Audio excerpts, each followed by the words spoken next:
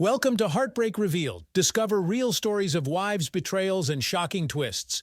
Hit subscribe button and let's get to our story. All right. I know this sounds like the oldest, most far-fetched situation ever, but it actually happened. I wish I could tell you in some fancy or unusual way how I found out my wife was cheating on me, but I can't. It was like a bad old story cliche. I work for a car parts manufacturer. I handle the brakes. Somebody has to do it. Luck smiled on me from 3 p.m. to 11 p.m. every day, 5 days a week, for 8 hours. I work on one of the most archaic machines you've ever seen. I wear safety glasses, earplugs, steel-toed boots, and a denim apron. I hit my quota every day, and if I'm lucky, I'll get a bonus at the end of the year. I have a small, cozy house with 3 bedrooms, a beautiful wife named Julie, and 2 sons, Ben and Max, both in primary school. After 10 years of marriage, everything was going well until today. We have 5 stations that put the pads together, all run on compressed air. For 8 years, we haven't had any problems with the equipment. Today, mid-shift, the compressed air system froze. The air used to operate all our machines must be absolutely dry. It is filtered and dehydrated by automatic equipment that never fails well, almost never. The dehumidifier system was unable to release accumulated moisture tonight. I'm no scientist, so all I know is that when moisture and high-pressure air come together, freezing occurs and everything comes to a complete stop. Instead of making us sit around doing nothing, they just sent the whole team home without pay, of course. I guess you could say that my whole life was ruined by accumulated moisture. When I opened the bedroom door, all I saw was a big hairy back bouncing up and down on my wife, Julie. Of course, I instinctively turned on the overhead light when I realized Julie was awake. "Damn it, Sam, what the hell are you doing at home?" I expected her to be scared, apologetic, and ashamed, but all I got was a pissed-off woman. "What the hell is going on? Oh, don't be such a jerk. You know perfectly well what's going on. I'm so sorry you had to see this, but if you had come home when you were supposed to, this would never have happened. He would never have been here, or I would never have seen him." The hairy back turned and now looked at me with a grin. Julie pulled the blanket up in a feeble attempt to maintain her modesty. My big mistake was grabbing this guy when he got out of bed. He was much larger than when he lay down. I was rewarded for my foolish enthusiasm with 2 very, very hard blows to the ribs. I never managed to hit him and lay on the floor struggling to catch my breath. I'm not sure, but I think it was around this time that I received a blow to the side of my head that set me off. Anyway, I ended up in the hospital emergency room, where some medical technician was bandaging my ribs. Julie sat on a chair near the examination table with a disgusted expression on her face. The technician finished and left the room. "Julie, who the hell is this guy, and what was he doing in our house? His name is Mark. He is my friend, and I invited him to my place. You had sex with him? You did it with him in our bed? Our children were sleeping just down the hall." "Yes, I know. If you hadn't caused such a commotion, they would never have woken up. I had to ask my sister to look after them so I could bring you here. What the hell was he doing there? How many times are you going to ask the same question? We had sex. We indulged in fornication. Is it really that hard to understand? Is this a common thing or the only time? Mark and I have been dating for about 6 months. We tried to keep this a secret from you, although we usually don't come to the house. I couldn't find a nanny. Is it over now? No. This is not the end yet, Sam. You're a good father and a good husband, but Mark is great in bed. I don't see any reason for us to stop this just because it has now been revealed to you. I promise you that we will not meet him in this house again. It's unfair to you and the children. I'm so sorry. Julie, this is unacceptable. It's all over between us now. Sam, if you try to stop my relationship with Mark in any way, I guarantee you will regret it. You just got the crap knocked out of your head, and Mark didn't even break a sweat. I can assure you that it will happen again if you do or say anything. Everyone we know will know that your wife is sleeping with another man and you're too snotty to stop it. All our friends and neighbors will be the first to know about this. I'll make sure your family knows everything about what a pathetic loser you are. The guys you work with will start calling you a cuckold. Think twice, Sam. Your life will become hell. I bet even your sons will despise you. Do you really not care what they think of you? Do you want to make yourself look like a cheater just to humiliate me? I'll do it if I have to, but I bet you won't take this chance. Mark thinks you're a weakling, and I think he's right. You'll have to learn to live with it, Sam. Who the hell is this guy? Where does he work? He doesn't work, Sam. He is the owner of Elite Motors, a luxury car dealership on River Road. You know, the place you always wanted to go but never got to. And it's all, Sam. He's richer than you, he's smarter than you, and he's better in bed than you. Besides, he seems to be stronger and better with his fists than you. Why don't you just marry him if he's so damn good? That's why I keep you close, darling. Mark doesn't like children, and I'm not going to give up mine to be with him. You get to play houseman and daddy, and Mark gets all the love. Why is this so hard for you to understand? And I should like this agreement? You have no choice. You either live with it or the whole world will know what a loser you are. By the way, I'm moving all your things to the guest room. I don't think we need to share a bed anymore since the all is already out of the bag. I watched as Julie stood up to leave. I was even glad that she left. Just curious, dear, but who took care of the children when you were out with Mark? Karen usually looked after them, but every now and then I dropped them off at your parents' house. Oh, by the way, it was Karen who introduced me to Mark. I made a mental note to thank Karen as Julie left the room. I was discharged the next morning. Julie was not present at discharge. I had a choice: call someone or take a taxi. The taxi won. The children were at school and Julie was not at home. All my clothes and personal items were stacked on the guest bed. I'm sure Ben and Max will have questions about these preparations. I decided to let Julie explain everything. It took less than an hour to get my new home in order. Meanwhile, all sorts of thoughts were spinning in my head. There was no way in hell this was going to end the way Julie had planned. The first thing I did was go down to the basement and take out my old telephone recorder. This would only work on a landline, but I had no other choice. Julie almost always called on her cell phone. It only took 20 minutes to scoop it up and hide it behind some old paint cans. This was the first step. I felt like crap, but I was good enough to go back to work. They gave me some pain pills, but I wasn't crazy enough to take them and then operate the machine. Instead, I took a couple of large Tylenol tablets. The only thing Julie seriously miscalculated was in my relationships with the guys I worked with. I told them everything that happened the night before. Everyone had their own idea, both good and bad. It was nice to know that friends would always be there when you needed them. We had an 8-hour shift ready to start, and each of us was going to spend it figuring out how to help fix everything. We took a break for dinner mid-shift. Okay, anyone have an idea? Glenn was the first to speak. I have no idea, but I have a cousin who works for that son of a bitch. He does all the vehicle detailing. From what I understand, he hates Mark. If you need any information about the business, buildings, or work shifts, he can help you. This will definitely help me, Glenn. Anyone else? Danny, I have 2 shotguns and 2 pistols. I can provide any of them. None of them are registered, so there is nothing to worry about. Thanks, Barry, but that sounds a little more radical than I was hoping. Well, damn it, then you won't even want to listen to my idea, Freddie said. Freddie chuckled lightly in response to this remark. Tell us, Freddie, come on, tell us. I thought we could tie him to a tree with his legs spread and build a fire Indian style between his legs. Everyone really liked Freddie's idea, but unfortunately, it had to be rejected. Kyle was the only one who didn't offer anything, so we all just stared at him while we ate our lunches. What? Don't look at me like that. Yes, I have an idea, but it's kind of strange. Spit it out, Kyle. I remember reading somewhere about a prison in Arizona where all the child molesters wore pink jumpsuits. It must have been humiliating. I know this Mark guy isn't a child molester, but something like this would embarrass the hell out of him. You mean put him in a pink tracksuit?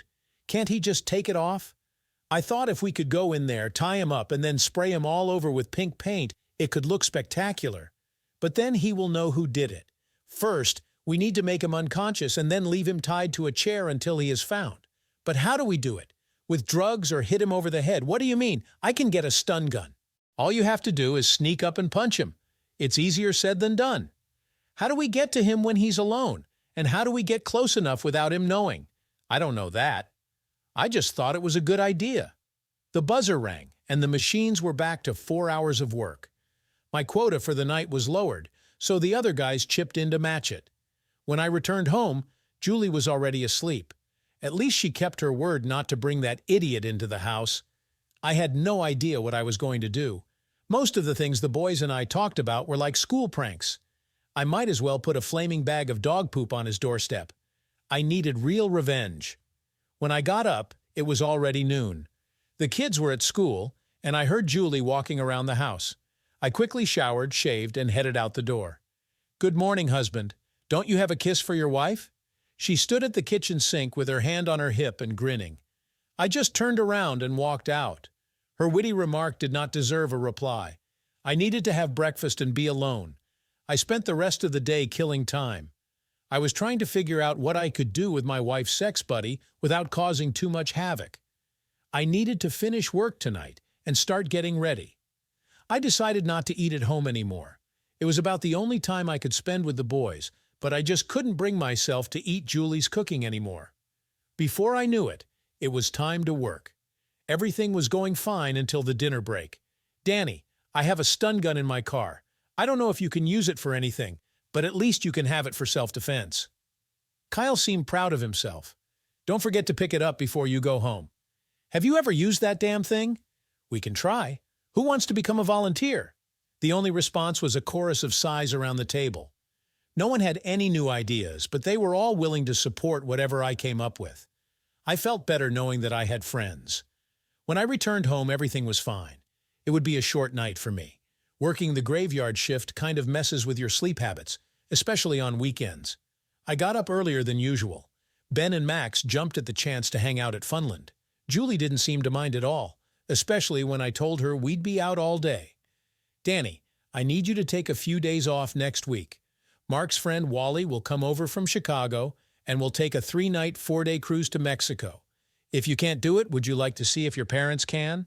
Let me get this straight. Are you going on a cruise with 2 guys? This sounds too lame even for you. Don't be rude, Danny. It doesn't suit you. Wally will be sharing a room with Karen. They've been old friends for a couple of years now. Well, damn it, I guess it's okay then. I tried my best to be sarcastic. I'll definitely thank Karen later. Of course. I started the day too early to kill time before Funland opened. We went to Hobby Hall next to our house. The boys were big enough to assemble most of the plastic models that lined the shelves. The end results were nothing to brag about, but they had a lot of fun. I left them to explore hundreds of boxes and wandered around marveling at all the crap that was available for purchase for creative housewives. I guess if Julie was into crafts, she wouldn't have brought home that hairy gorilla. But now it was too late. My eyes lit up when I discovered rows of designer spray paint. Here they are, 6 beautiful cans of pink spray paint. They didn't have as much paint as Lowe's or Home Depot, but they were pink. This was the only place I saw paint of that color in a can. Of course, I took this as a sign and bought all 6 cans. Ben ended up getting the monster truck kit, and Max chose the tow truck. I didn't even know they made plastic tug models before we left. I also grabbed a bag of 10 large plastic cable ties. They were about 18 inches long and looked fit for the task ahead. By this time, Funland had opened. The kids spent about 4 hours and 2 pizzas before they ran out of steam. We grabbed a pack of cheap bread and headed to Willow Park. The ducks ate it all in the first 10 minutes, but we stayed a couple more hours before heading to my parents' house. Mom and Dad were happy to invite us for dinner, and in the evening Ben and Max spent most of the night watching TV, and I took advantage of this to tell Dad about Julie's situation. I realized that I was actually telling people what was going on before Julie could. She threatened to do the same thing I did myself. Damn it, almost made her threat useless. Dad promised that they would be there to take care of the boys no matter what happened. This would make things a lot easier for my plan. I didn't want the boys to get hurt in this situation. Around 9:00, I called Julie to tell her that we would be staying the night at my parents' house. I have a car after a big breakfast at IHOP. We returned home to find Julie still in bed. I immediately turned on the lawnmower and walked back toward the bedrooms. Ben and Max couldn't wait to start making their models, even though it was a beautiful day outside. I let them go. I decided to spend the whole day working on the lawn. Edging and trimming needed to be done. Things weren't going as fast as usual because I stopped to chat often. I had some great hedge trimmers, but decided to borrow them from Mike Fielding, who lives across the road. His wife, Mary, was one of the biggest gossips in the area.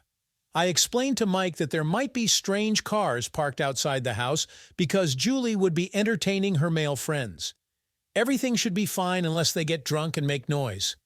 If this happens, just call the police. It will be difficult for me to control the situation since I work at night. Larry Finley served on the board of directors of a local church.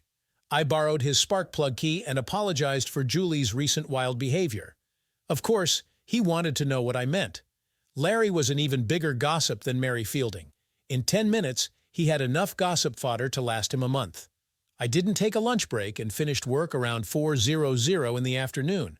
After a quick shower, I headed to Rosie's Cafe and ordered the most expensive meal on the menu. I'm not sure if it was really like that, but it was actually delicious. I spent the rest of the evening with my brother Dave and his family. Dad had already explained to him what was happening. I spent the night on his couch. My wife had a great plan. She was going to force me to obey by threatening to expose me as a cuckold. If I refused to condone and support her infidelity, she would make my life miserable. It was an interesting idea, but it had a lot of holes. Less than a week later, I already told everyone what was happening. This seemed to neutralize her threat. I was also able to present her to everyone as more of an approachable woman than she would otherwise have been able to. I don't think she ever expected any reaction from me. The next day, I went home to change clothes for work, and there Julie was waiting for me, seething with anger. "What the hell did you tell the neighbors? Karen said you told everyone that I run a brothel here at night." "Oh shit, that's not true, Julie. I just told them that you entertain men while I'm at work, and that they shouldn't worry about it." "Well, that's not what's happening now at all." "Who else did you talk to?" "Everyone. I decided that I would tell them before you. It seemed much easier to me this way. I didn't say anything to your parents or sisters. Perhaps you should do this before they hear the rumors." "Damn it, Sam. You're making me look like a cheater." "Well, that's only fair. You wanted to make me look like a cuckold bastard." "Sorry, dear, but I have to go to work. I need to spend some time with the kids before I leave." The hardest thing for me was losing the quality time I wanted with them. Glenn had the best news of the night. Elite Motors closed on Thursday at 9:00, so Mark could personally write all the checks for Friday. He hated being disturbed while doing payroll, so even the cleaning staff left. Kyle took a few minutes and showed me how to use the stun gun. No one has volunteered to check it yet. The plan was ready to be executed. If I get caught, as I fully expect, I'll face jail time. I didn't care. Mark needed to be humiliated. If I am arrested, I will make sure that all newspapers and television channels receive full information. Any advertising like that would crush him, or at least make him angry enough to do something stupid. For the next few days, I only went home to sleep, shower, and change clothes. Since that first day, I have never eaten at home. Finally, Thursday came. I arranged for my truck to run out of battery and for Kyle to pick me up. The floor attendant never bothered the slow guys much. As long as we met our quotas and the quality was good, they left us alone. One thing that would work in my favor is the OSHA requirements for this job. With aprons, gloves, and welding goggles, we all looked pretty much the same. At 8:30, I slipped out the back door. The guys will take turns working on my machine. One of these workplaces would periodically, of course, be empty, but no one would care. Bathroom breaks were common and were never supervised. The main thing was to create the illusion that I would not leave unnoticed. I walked through the service door of Elite Motors and headed straight to the restroom. Around 9:00, someone quickly checked to see if the lights were off. 10 minutes later, I put on latex gloves and walked from the toilet into the dimly lit office. His desk overlooked the showroom, so his back was to the door. It looked like everything would be much easier than I expected. There was a computer in front of him, but he was hammering away at something on an old adding machine with paper tape. He never heard me approach. I hit Mark right in the back of the head with the stun gun. His body jerked upward, and I thought he was going to turn around, so I swung at him again. This time, he jerked a few times and then relaxed. Perfect. I put 2 plastic wraps on each leg and 2 on each arm. I brought an old tie with me to use as a headband. He was very pliable. I wheeled his chair up to the glass display case next to the showroom. In the morning, when his people come to work, he will be visible. It was a nice pink color, but I had to use a lot more than I expected. The paint soaked into his clothes as quickly as I sprayed it. It took at least 3 coats on each area to get it to what I wanted. I had just enough paint, but barely. He looked very cute in pink. When I was done, I carefully packed everything back. I expected Mark to wake up while I was decorating him, but he never budged. I also planned to remove the blindfold before leaving. I glanced at my watch several times. I met my deadline, but I still wanted Mark to wake up before I left. After 5 minutes, I was already starting to worry. I tried to feel for a pulse, but to no avail. Maybe I didn't feel it because of the latex gloves. I took off my glove and tried again. There was still no pulse. I tried to feel the pulse in his neck like they did on TV. I still couldn't find anything. I took off the blindfold and touched his eyes with the tip of a pencil. He didn't blink an eye. There was no reflex. Needless to say, I started to panic. I had the presence of mind to put the latex glove back on and wipe off everything I might have touched. I put the tie in my pocket and then cut off all the plastic ties. There were visible marks that had no pink paint left on them when I removed them. It looked strange. The white skin under his tie made him look like a pink raccoon. I waited another minute to make sure I didn't miss anything, then left for work. On the way back to the store, I threw all my junk, including the stun gun, down the storm drain. 10 minutes later, I was sewing the brake pads again. Nobody noticed that I was absent. As soon as the shift ended, I told the guys what happened. They were all complicit, so I was pretty sure no one would say anything. Freddie was very impressed. None of them seemed bothered. Kyle drove me home, and we both mentally noted the time he dropped me off. I didn't sleep as long as usual. Around 10:00, Julie burst into my room. "What the hell have you done? What have you done, you little bastard?" Of course, I just rolled over and looked at her, puzzled. "What the hell are you talking about, woman? Mark is dead." Karen called and said he was found dead in the office this morning. "I believe you had something to do with this, and I'll make sure you pay, you bastard." This was the second time she called me a bastard in the last 5 minutes. It was quite clear that I would not be able to sleep again, so I climbed out of bed and went to the toilet.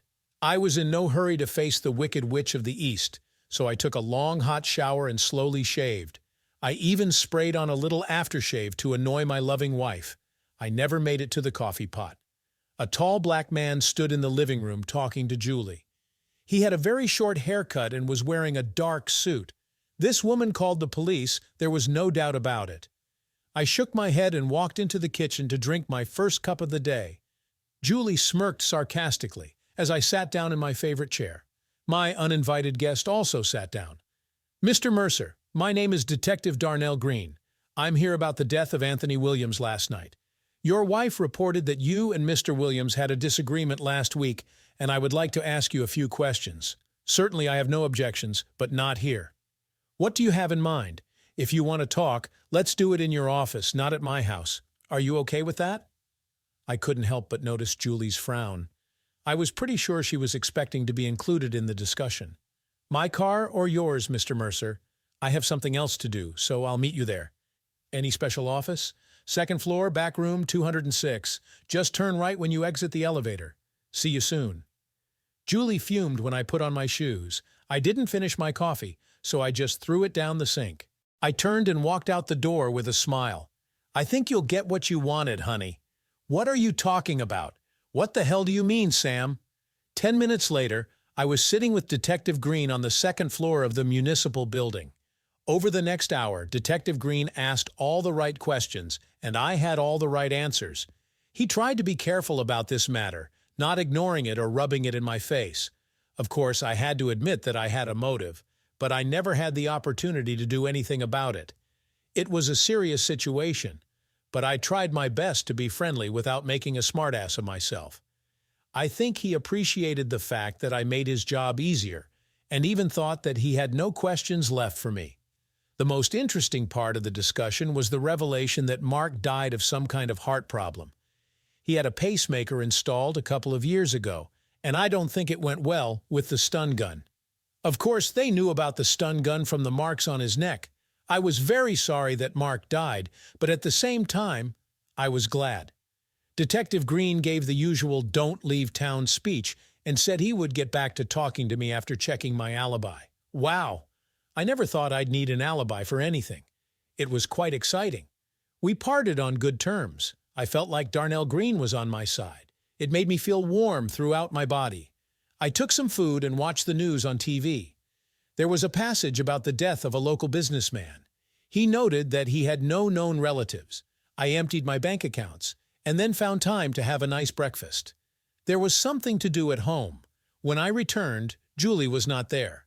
It took me half an hour to move all my things back into the master bedroom and Julie's things into the guest room. The guest room had one small closet and one chest of drawers. I put everything on the bed for her to put away. I checked the telephone in the basement and found nothing significant on it. I collected all the bank and insurance documents as well as other important papers. I was glad that the Volvo Julie was in my name. It made everything easier. Everything went into a folder under the front seat of my truck. I called into work and took 2 weeks off. A few hours later, my loving wife appeared. She seemed surprised to find me at home. It was time to restore order again. I smiled and led her to the guest room. "What the hell is this? Who the hell are you?"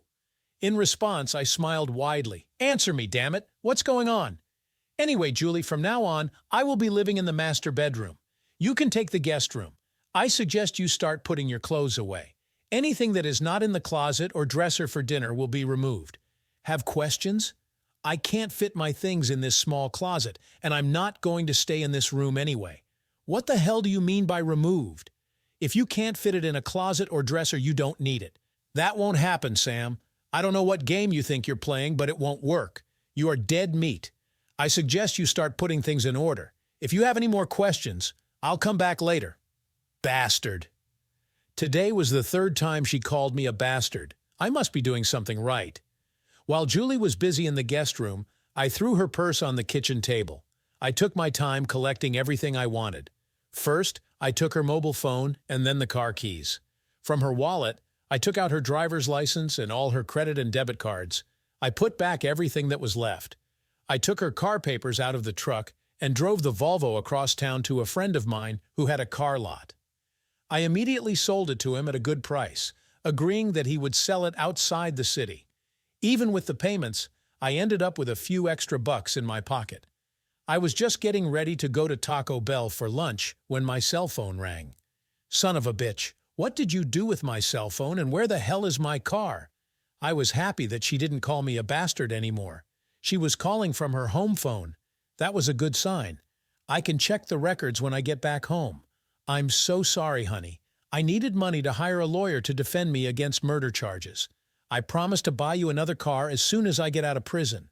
She was still cursing on the other end of the line when I hung up and turned off my cell phone. After this conversation, I decided that a lawyer would be a really good idea.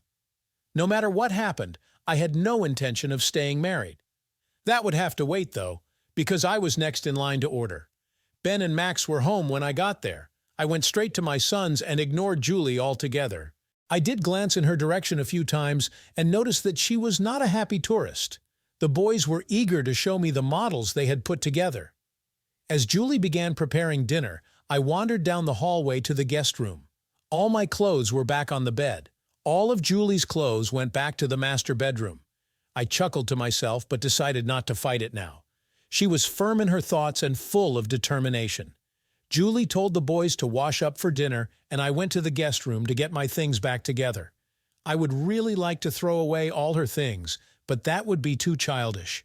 Red Lobster was my place for dinner tonight.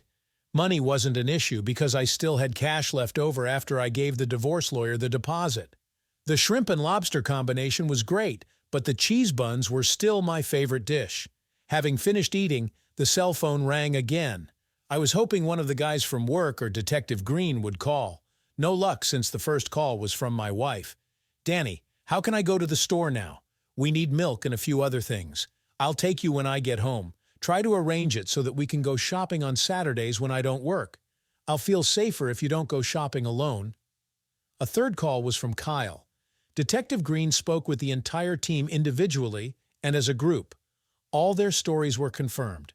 Tom Tingle, floor manager, was the strongest supporter. He insisted that there was no way I could quit my job. He kept a tight rein on all his men and could guarantee that I was there all night. I knew I wasn't that smart. If any investigator wanted to prove that I killed Mark, I'm sure he could do it. I had the feeling that no one cared. I got home just in time to put the boys to bed. Julie was sitting on the sofa with a glass of wine. I took a cold Foster's out of the refrigerator and settled comfortably in my chair. The TV wasn't on, so I decided now was the time to talk to Julie. "So, Julie, how is the plan to turn me into a wimp and a cuckold going?" Well, that ended the conversation before it even started. She finished her wine, stood up, and headed to her bedroom. I thought she wanted to talk. I guess I was wrong. I grabbed my beer and went to check the recorder. The first thing she did was call her sister. Everything was extremely open there. It turned out that Marge knew everything about the affair with Mark and supported Julie in every possible way. That was nice to know. The next call was to Julie's mom, and it was a little different. Mom had no idea what was happening. Her daughter convinced her that Mark was Karen's friend and that I was jealous because I had been trying to have sex with Karen for years. Mark lectured me about it, and I got angry. She never said I killed him, but that's definitely what she concluded. She called the cell phone company to see if she could get a replacement for the phone I borrowed and had no success. She then called the DMV and reported that I had taken her driver's license. They told her to report it to the police. She called the bank to ask for a replacement credit card, but was told the account was closed. Let me put it this way, she was a busy little girl. The last call on the answering machine was Karen. Karen only lived a few houses away, so I have no idea why they used the phone instead of just meeting. Of course, this worked to my advantage. I learned two important things from that call. Wally still had to come from Chicago, and Julie was going to lay low and not make a fuss until he got here. The next day, the guys and I got up very early. We left the house before Julie woke up. We returned home after lunch, and Julie insisted that I take her to the grocery store. She needed things, and since she no longer had a car or driver's license, I had to take care of it. That evening, while she was preparing dinner, I checked the recorder. Wally arrived, and the first person he called was Julie. It was an interesting conversation. He believed everything Julie told him and vowed revenge. Wally and Mark grew up together, and he didn't want to let that go so easily. He gave Julie his address and told her to call him the next day when she had a chance. Julie immediately called Karen and enthusiastically began telling her how happy she was. I couldn't believe that this was the same woman I had been married to all these years. The change was so sudden and complete. I had no idea that what I did was so bad that I deserved it, other than killing her lover. Before I went to bed, I went out to get something to eat. Of course, the lawn needed to be mowed again, so the next day, I had a good excuse to avoid Julie. Around 11:00, Julie's mom and dad arrived to pick up the boys. I had no idea that a sleepover with my in-laws was planned, but I decided not to protest. Tomorrow was a school day, and Grandma Wilcox promised that they would get them there on time. I was eager to check my phone record, but lunch came first since I had skipped breakfast.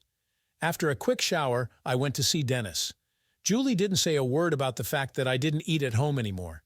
Julie and Wally hatched a plan to avenge Mark's death. It all looked quite comical. Probably everything would have been different if I didn't know what was happening. After Julie and I go to bed, Wally will enter the house through the sliding door on the back deck. She promised him that the door would not be locked.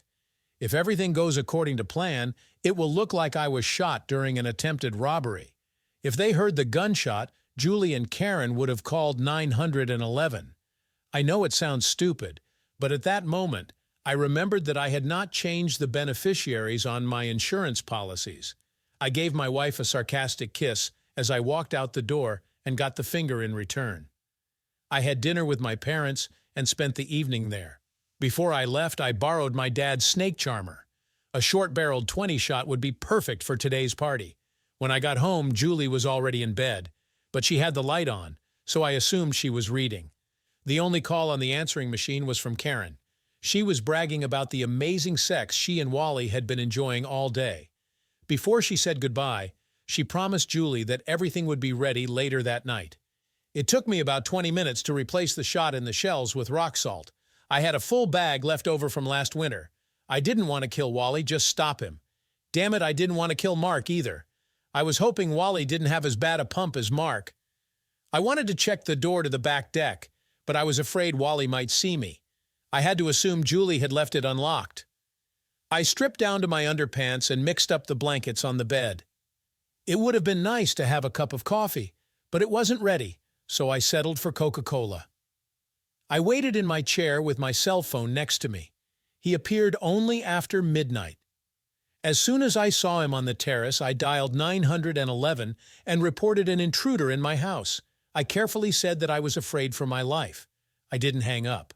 The patio door slid open quietly, and Wally appeared. I waited until he was fully inside the house and then fired the first shot.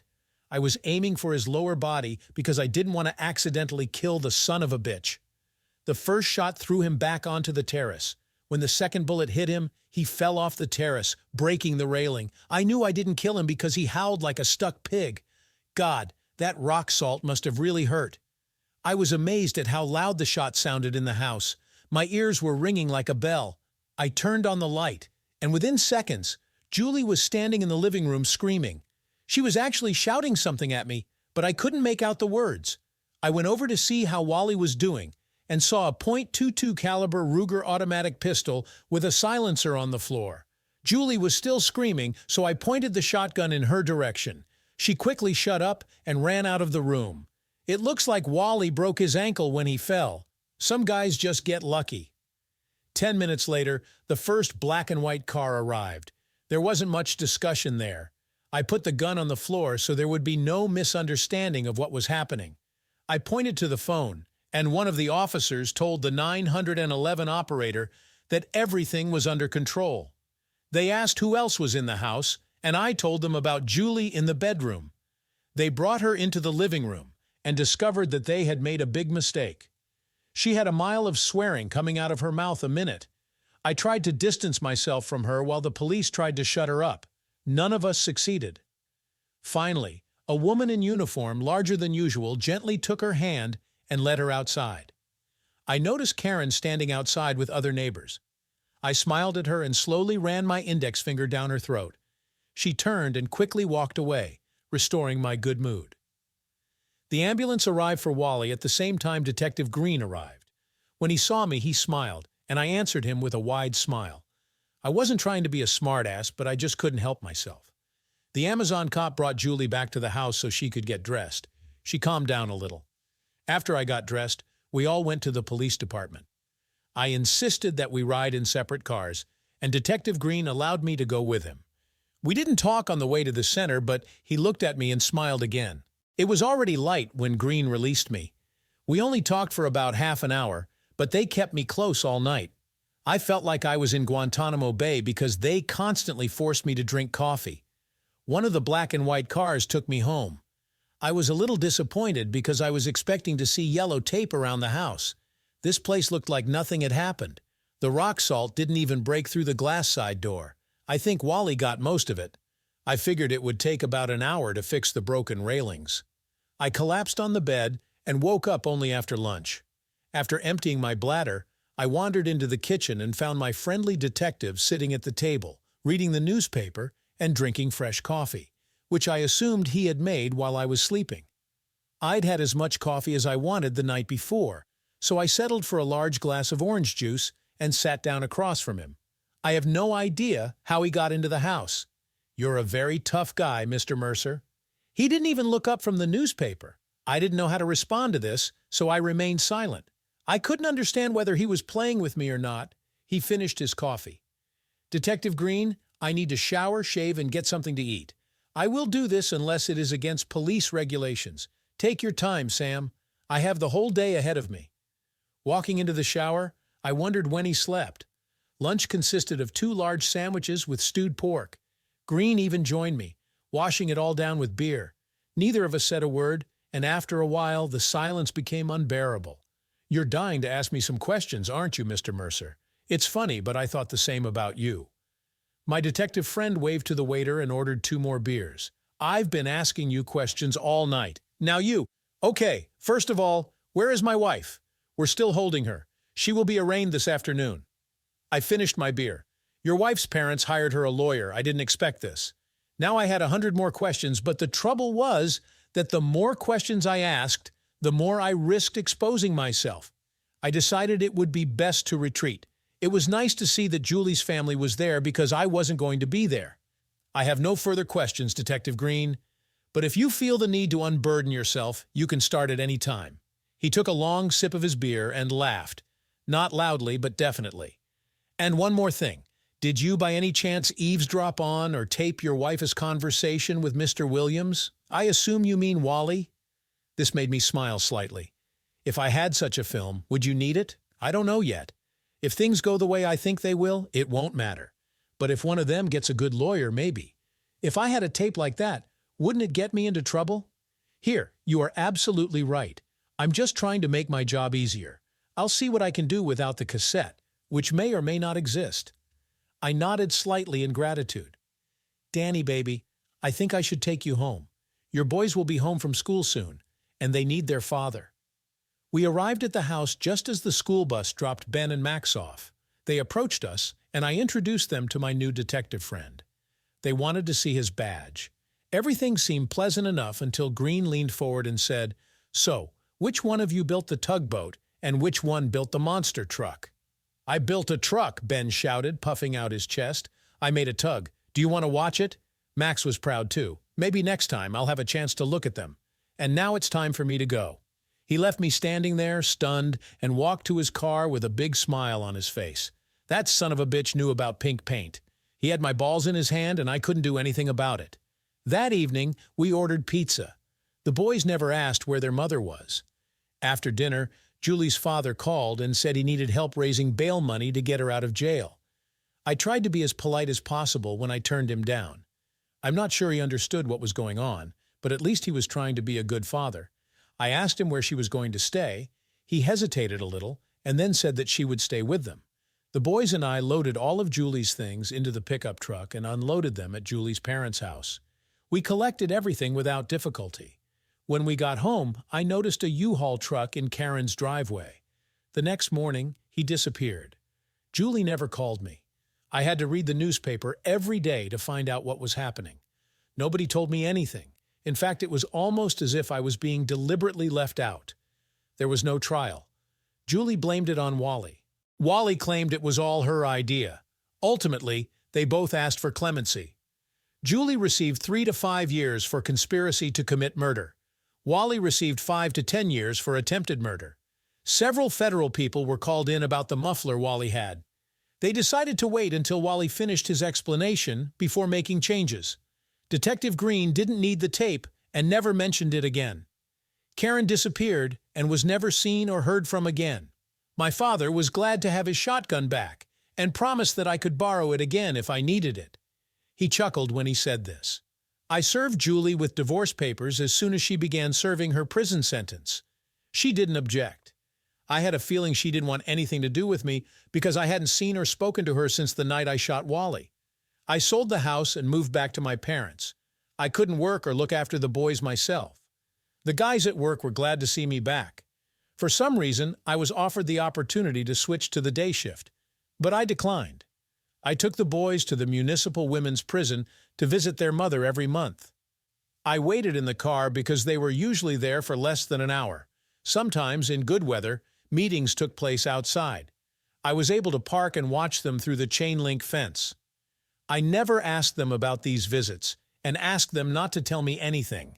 It seemed to work great for all of us. Everything seemed to be going smoothly until I got a call.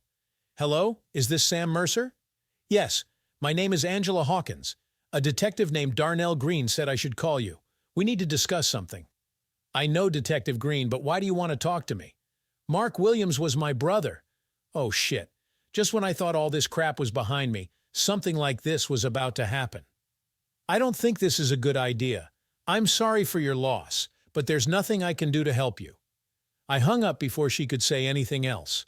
2 days later, she called again. Sam, I would be very grateful if you could visit me. I need to say something. Detective Green said you're a reasonable person. Where did you want to meet? I would prefer to do this at a car dealership, but any location that is convenient for you is fine with me. It took me a few seconds to come up with something. Meet me on Saturday at 10 a.m. in the exhibition hall. I will take my 2 sons with me. They like looking at old cars. I didn't know what she meant, but in a public place with boys, I felt safer. I wasn't using them as a shield or anything, but I felt that she would be less inclined to do anything if they were with me. I had no idea what kind of malice this woman harbored. If she was Mark's sister, then she was Italian. If she was Italian, then she had hot blood. If she's got hot blood, I have to be careful. At this point, I decided I was thinking too much. I needed a beer. I called Detective Green and asked him what was going on. He laughed and told me to meet her and stop worrying. It was easy for him to talk because he didn't kill her brother. The Prestige Classic was a big, impressive place. In addition to the main showroom, they had two large buildings in the back holding cars in need of restoration or awaiting space on the showroom floor. I was shocked when we pulled up to see that they were having a big opening party. I didn't expect this. There were a lot of things I didn't understand yet. Max and Ben seemed torn between cars and freebies. The first impression was the smell from the popcorn maker. A guy in soft boots and a rubber nose was handing out small bags of hot-popped kernels.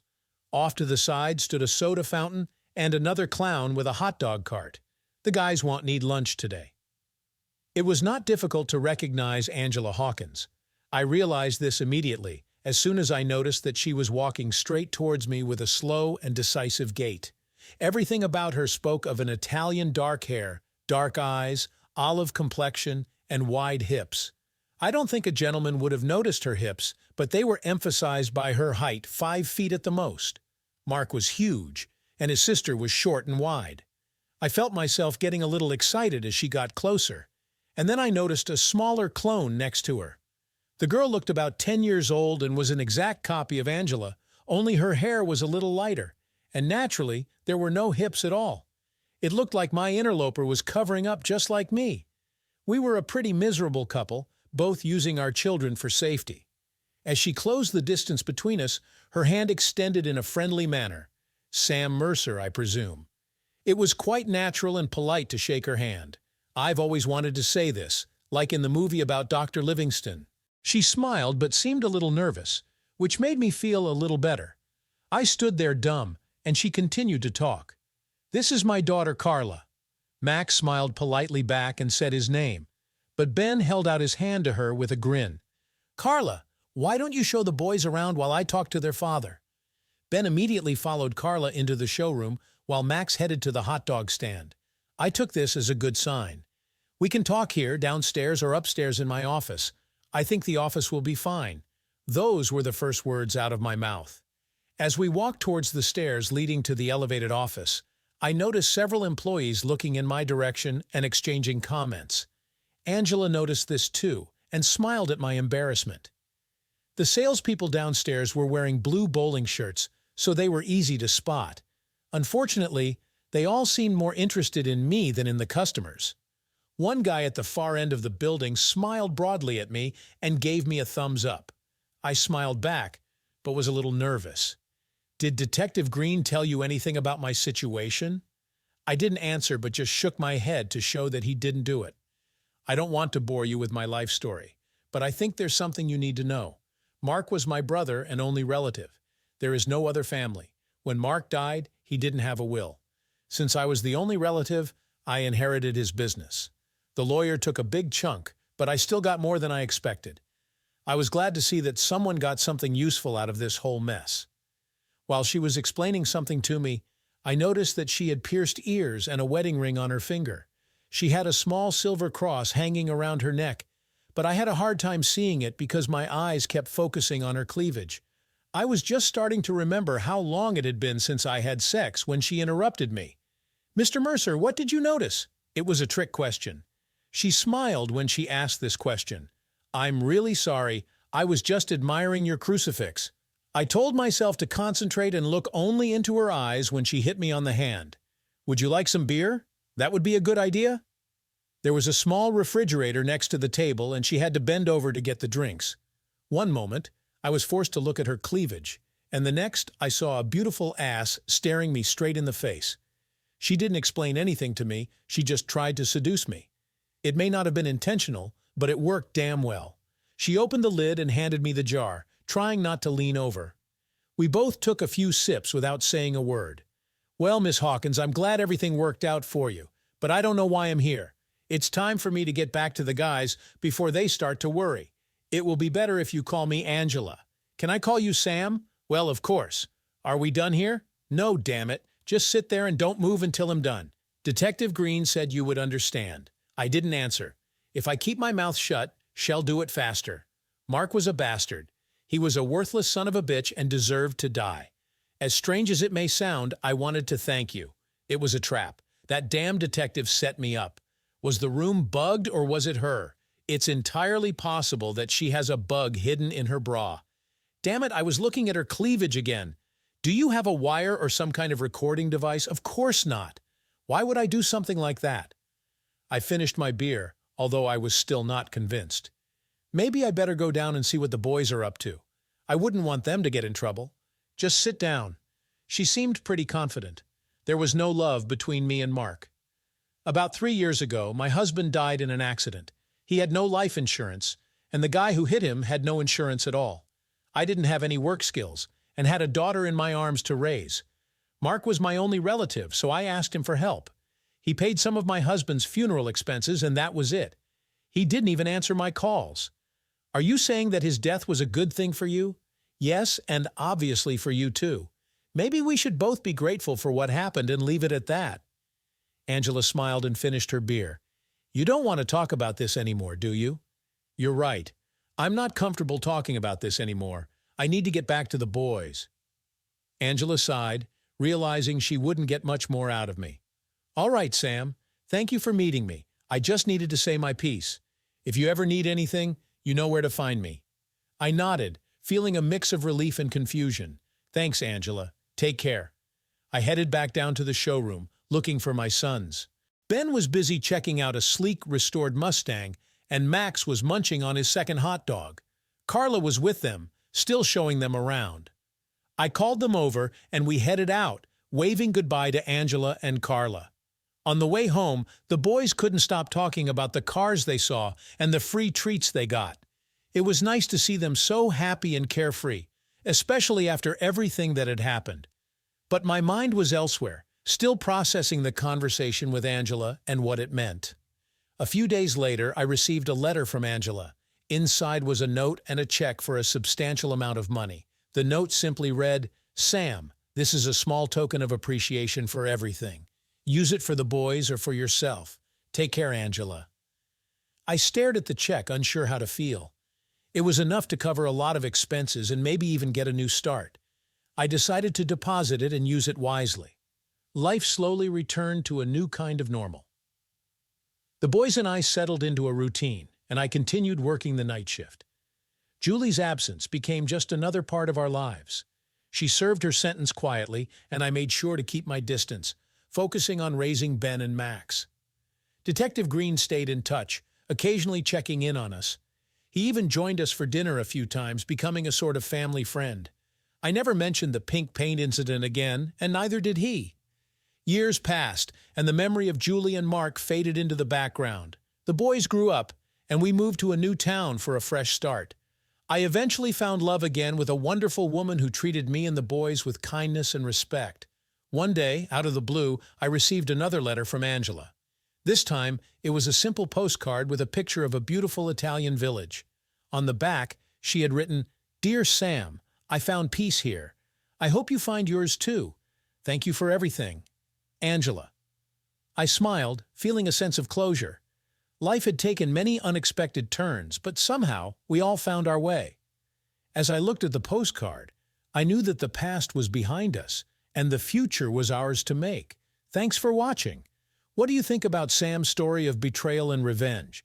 Let us know in the comments below. Don't forget to like, subscribe, and hit the notification bell for more shocking tales. See you in the next video.